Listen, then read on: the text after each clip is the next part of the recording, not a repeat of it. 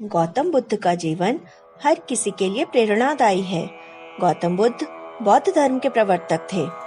बचपन में उनको राजकुमार सिद्धार्थ के नाम से जाना जाता था। बौद्ध ग्रंथों के अनुसार गौतम बुद्ध के जन्म से 12 वर्ष पूर्व ही एक ऋषि ने भविष्यवाणी की थी कि यह बच्चा या तो एक सार्वभौमिक सम्राट या महान ऋषि बनेगा।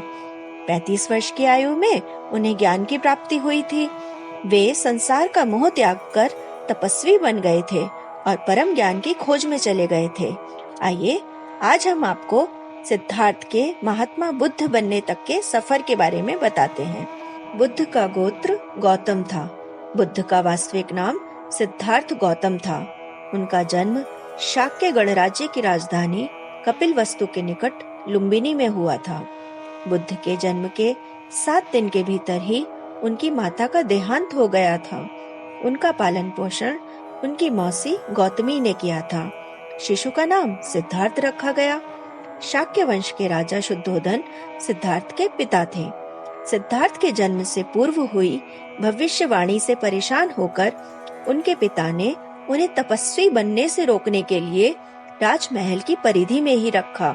गौतम राजसी विलासिता में पले बढ़े, बाहरी दुनिया से आक्रांत और तीरंदाजी, तलवारबाजी, कुश्ती, तैराकी और दौड़ में प्रशिक्षित किए गए थे।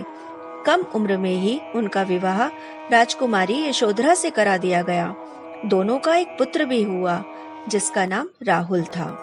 सिद्धार्थ बचपन से ही अत्यंत करुण हृदय वाले थे। वे किसी का दुख नहीं देख सकते थे। इतने प्रयासों के बाद भी 21 वर्ष की आयु में उनकी अपने राज्य कपिलवस्तु की गलियों में उनकी दृष्टि 4 दृश्यों पर पड़ी।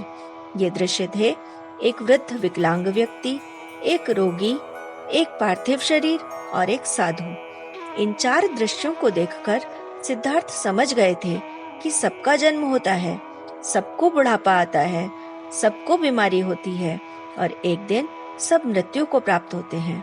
इससे व्यथित होकर उन्होंने अपना धनवान जीवन, अपनी पत्नी, पुत्र और राजपाट का त्याग करते हुए साधु का जीवन अपना लिया और जन्म, बुढ़ापा, दर्द, बीमारी और मृत्यु से जुड़े सवालों की खोज में निकल गए। सिद्धार्थ ने अपने प्रश्नों के उत्तर ढूंढने शुरू किए। समुचित ध्यान लगा पाने के बाद भी उन्हें इन प्रश्नों के उत्तर नहीं मिले। फिर उन्होंने तपस्या भी की, लेकिन फिर भी उनके प्रश्नों के उत्तर नहीं मिले। इसके बाद कुछ और साथियों के साथ अधिक कठोर तपस्या आरंभ की। ऐसा करते हुए 6 वर्ष व्यतीत हो गए। भूख से व्याकुल, मृत्यु के निकट पहुंचकर बिना प्रश्नों के उत्तर पाए वह कुछ और करने के बारे में भी विचार करने लगे थे। एक गांव में भोजन की तलाश में निकल गए। फिर वहां थोड़ा सा भोजन ग्रहण किया। इसके बाद वे कठोर तपस्या छोड़कर एक पीपल के पेड़ के नीचे प्रतिज्ञा करके बैठ गए कि वे सत्य जाने बिना उठेंगे नहीं। वे सारी रात बैठे रहे और माना जाता है यही वह क्षण था जब सुबह के समय उन्हें पूर्ण ज्ञान की प्राप्ति हुई थी और वे 35 वर्ष की आयु में बुद्ध बन गए। बुद्ध को शाक्य मुनि के रूप में भी जाना जाता है। 7 हफ्तों तक उन्होंने मुक्ति की स्वतंत्रता और शांति का आनंद लिया। प्रारंभ में तो वे अपने बोधि के बारे में दूसरों को ज्ञान नहीं देना चाहते थे। बुद्ध का मानना था कि अधिकांश लोगों को समझाना बहुत मुश्किल होगा। मान्यता है कि बुद्ध को स्वयं ब्रह्मा जी ने अपने ज्ञान को लोगों तक पहुंचाने का आग्रह किया था। फिर वे इस पर सहमत हो गए।